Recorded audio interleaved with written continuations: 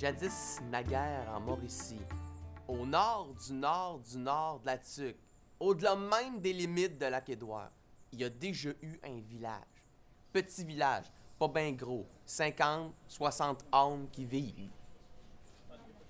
Mais comme tout village qui se respecte, il y avait un maire, un curé, un menuisier, un forgeron, un magasin général, puis tout le monde vaguait à ses occupations jour après jour. Il n'y avait jamais eu de problème jusqu'à ce qu'il y ait un vent de changement. Un petit vent du nord qui souffle au printemps, puis qui donne le goût de changer bien des affaires. Ce petit vent-là est rentré dans l'oreille de Monsieur le maire. Il a trotté dans son esprit. Puis il a donné des idées incroyables. Puis habituellement, quand tu as un projet à annoncer, tu vas à l'église le dimanche. Mais là, ça fait 3 jours qu'elle trotte dans sa tête, puis il n'est pas capable d'attendre à la messe. Mais qu'en plein milieu de la semaine, il fait sonner les cloches à l'église. Quand le monde a entendu ça, habituellement, ça voulait dire qu'il y avait quelqu'un de mort. Fait que tout le monde s'est ramassé sur la place du village pour savoir qui était mort. Quand ils ont vu qu'il n'y avait personne de mort, ben, ils ont écouté Monsieur le maire. Il s'est adressé à eux en leur disant qu'il y avait un projet pour la communauté. C'est ça, se faire construire un pont. Ah ben oui, c'est un beau projet, ça, un pont. On n'a jamais eu d'affaire de même. Fait que tout le monde est emballé par le projet. Particulièrement Jean Thibodeau, le menuisier charpentier, alias Petite Bedaine. Parce que sa femme, il faisait des bons ragoûts, et qu'il était venu avec une petite bedaine en avant.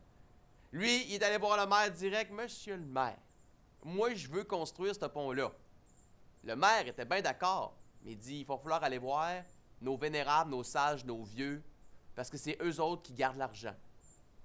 Ouais, tout le monde sait ça. Hein? Les sages du village, ils gardent l'argent dans des endroits safe. Hein? En dessous des lattes du plancher, dans les bas de laine, en dessous des matelas. Mais qui se berçaient eux autres, comme à tous les jours, sur leur galerie. Ah, vous voulez vous faire construire un pont? Un quoi? Un pont, hein? Qu'est-ce qu'il a dit, là? Un pont? Ouais, un pont! 15 minutes d'ostinage comme ça jusqu'à ce que les chaises berçantes break d'un coup sec.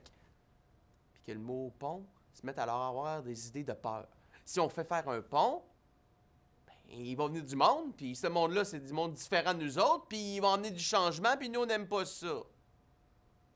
Ben, qu'ils ont laissé tomber le projet. Il n'y en aura pas de pont. Thibodeau s'est pas laissé de même aller, hein. Il était très orgueilleux, il a décidé de le bâtir tout seul, le pont. Fait qu'il a ramassé ses clous, son marteau, son sciote, il est allé se couper de la planche, puis il a fait un pont. Mais il est tombé.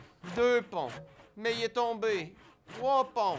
Puis il est tombé. Et au bout du 3e pont, le gars, il en avait plein son casse. Non, mais là, ça va faire. Il s'est agenouillé à terre, puis il a regardé le ciel, puis il a dit « Seigneur! Veux-tu bien me dire ce que je t'ai fait? J'étais à la messe à tous les dimanches, je t'ai fait 3 beaux enfants, mais il me semble qu'un petit coup de main, ça serait pas de refus. » Mais le ciel était occupé, la ligne était bloquée, puis quand ça ne répond pas en haut, ça répond en bas. Le diable, toi, il a retondi sur le bord d'un arbre, déguisé en humain parce qu'il voulait pas se faire reconnaître. D'une hauteur de 7 pieds 5, d'une largeur de 250 livres. Il regarde Thibodeau puis il dit « Tu cherches quelqu'un pour faire un pont? Je suis ton homme. Moi te faire ça. » Puis le diable, il a proposé d'y faire le pont en 3 semaines seulement, en échange de la première âme heureuse qui traverse le pont. Thibodeau, il a accepté tout de suite, il a même pas lu le petit caractère en bas du contrat, il a serré une main, il a dit « C'était une bonne entente, ça, merci beaucoup, la job est pour vous autres. » Sauf que le diable, c'était l'âme de Thibodeau qu'il voulait. Qui pensait que ça serait facile. Thibodeau est parti en vacances, 3 semaines avec ses enfants. Quand il est revenu au bout de 3 semaines, le diable avait répondu à son contrat. Il y avait un pont, large, grand, majestueux et beau. Mais là, il s'est rendu compte que peut-être que c'était le diable qui était derrière ça. Non. Il s'était rendu compte que l'étranger, c'était le diable, mais l'étranger ne savait pas que Thibodeau, il savait que c'était le diable. Mais comme Thibodeau avait deviné que le diable, c'était le diable, puis que le diable ne se doutait pas qu'il savait que c'était le diable, bien, il en a profité pour lui dire « C'est bien beau, votre pont, mais je peux pas le traverser. Il faut qu'il soit inauguré avant, puis ça, c'est monsieur le curé, puis monsieur le maire qui font ça. » Quand le diable a entendu le mot curé, il a eu peur un petit peu.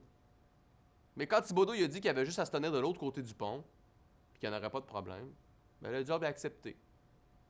Et le curé est occupé pour 2 semaines. On se revoit ici dans 2 semaines. Thibodeau est reparti chez eux. Il a dit à sa femme qu'il avait fait un pacte avec le diable. La femme, elle l'a trouvé innocent un peu. Elle a chiolé un peu dessus, mais elle a dit, laisse faire l'homme. Je vais m'en occuper, moi, de ton diable. Tu vas aller à l'inauguration, puis je vais m'occuper de tout. 2 semaines ont passé. La femme a préparé son plan. Thibodeau s'est ramassé sur le bord du pont. Il avait sonné les cloches, tout le village était là. Monsieur le maire avait mis ses plus beaux atours. Monsieur le curé avait sorti son kit du dimanche. Thibodeau avait mis sa cravate un peu croche, puis de l'autre côté, le diable avait fait pareil, il s'était habillé tout de noir. Il y avait un chat noir qui caressait. C'est lui, Thibodeau, il cherchait sa femme. Il dit, regarde. Voyons donc, elle n'est pas là. Au moment où il se prépare à traverser le pont, il entend « Gang de lâches!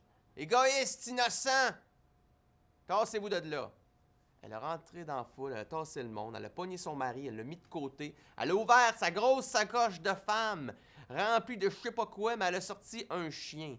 Et quand le chien, il a vu le chat, vous avez jamais vu un chien aussi heureux de traverser.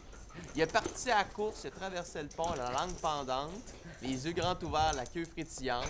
Le chat, quand il l'a vu, lui, s'est hérissé, il est disparu. Il avait même pas fait la moitié du trajet quand une éclair le foudroyait sur place. D'un coup sec, claquant, le foudroyait. Plus de chien, tas de poussière. Quand la boucane s'est dissipée, le diable s'est rendu compte qu'il s'était fait avoir. Au lieu d'avoir l'âme d'un humain, il s'est ramassé avec l'âme d'un chien. Ah ben ça l'a mis dans une colère, il a enlevé son seau d'humain, puis on l'a vu sur ses vraies couleurs, le visage rouge, les cornes, la barbichette, la boucane qui lui sortait par le nez, par les oreilles, par la bouche, le flamme dans les yeux, il a dit ça se passerait pas de même, vous l'emporterez pas au paradis. Il a pogné le pont, il a débarqué de son soc, il l'a mis sur le sens de la rivière, puis il a débarqué dessus comme une planche de surf, puis il est allé faire du mal ailleurs. Mais le monde sont restés déçus. Ils en voulaient un pont.